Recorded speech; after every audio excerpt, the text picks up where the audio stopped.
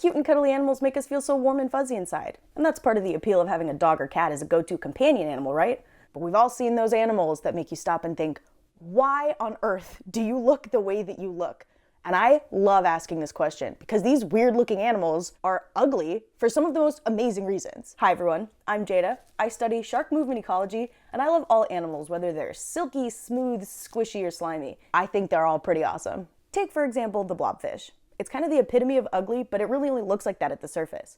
It's a deep sea sculpin species, so it looks totally normal at about 4,000 feet deep. It's under constant pressure high enough to give its body some structure, so it has less of a need for bones and muscles than other fish do. Take an animal with not a lot of natural body structure from the deep sea to the surface, and it's gonna look a lot like melted ice cream. Plus, the image that we're so used to seeing is a preserved specimen, and chemicals used in the preservation process, like ethanol, dry things out. The blobfish is the first of a couple weird-looking animals that we're going to talk about today. From the Starnosed Mole to fish with eyes in places you wouldn't really expect, I'm excited to give some love to some very underappreciated weird-looking animals out there. So let's get into exactly why some of these animals are so ugly.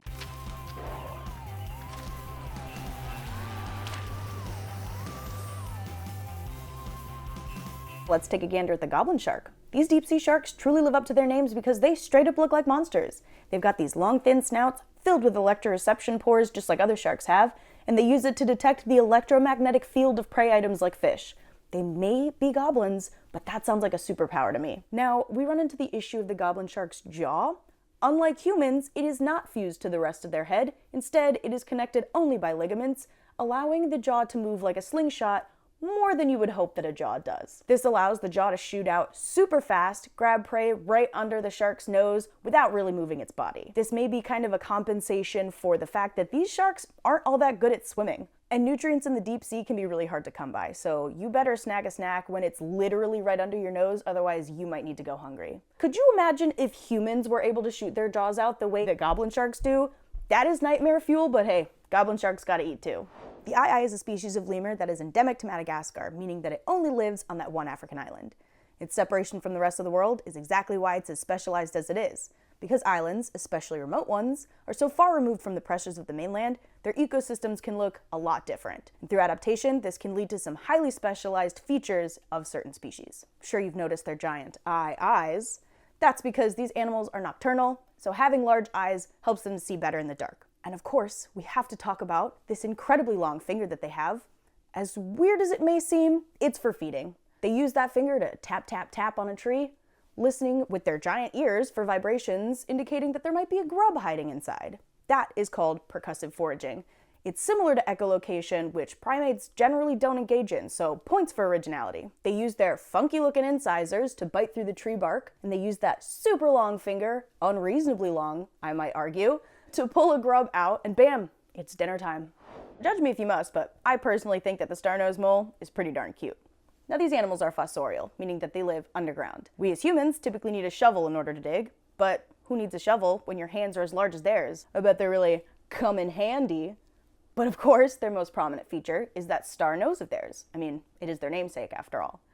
The Starnosed Mole is nearly blind, which is a trade-off for fossorial life, so their super sniffing snout is essential for finding prey.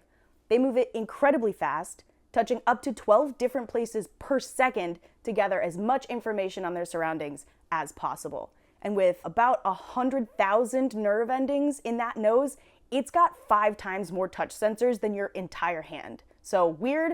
Yes. Functional? Incredibly. Now we gotta take a second to appreciate the bear-alive fish. So this fish has eyes inside of its head, which is transparent. Its eyes are completely enclosed inside of a clear dome. Why? Well, apparently, these fish live in pretty deep waters, up to 2,600 feet deep. There's not a lot of light down there, so their eyes are specially developed to collect as much light as possible, and the clear dome is going to help with that. Typically, their eyes are looking straight up in search of food. They can also move their eyes in a few different directions. For example, when they do spot food, they can rotate their eyes forward to make sure that the food gets into their tiny little mouths. Additionally, they've been known to steal food from siphonophores, which have stinging cells in their tentacles. So, props to evolution. So there's not really a way to ease into a discussion about the long-wattled umbrella bird, so we're just gonna jump right in. That thing on its neck, it's called a wattle. And I'm convinced Mother Nature put it there to make humans question everything. Wattles on males are typically a lot bigger, and wattles on females are either a lot smaller or completely absent, so it's pretty easy to tell which bird is a male and which bird is a female. That is called sexual dimorphism.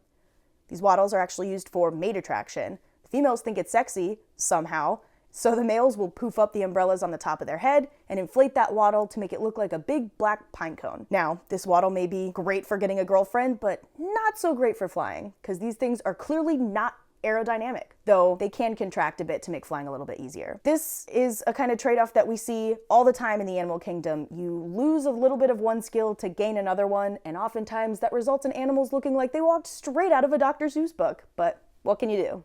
So yeah, animals can be ugly, but they're ugly in some of the most extraordinary ways. Beauty is subjective, and in the eyes of evolution, all of these animals are absolutely stunning. They have adaptations that make them unbelievably well made for the environments that they live in, and that is something to be admired. Plus, finding out about funky animals like these makes life so much more fun. So there you have it. Fun facts about 6 kind of creepy, incredibly cool creatures, because sometimes you just gotta know why some animals are ugly.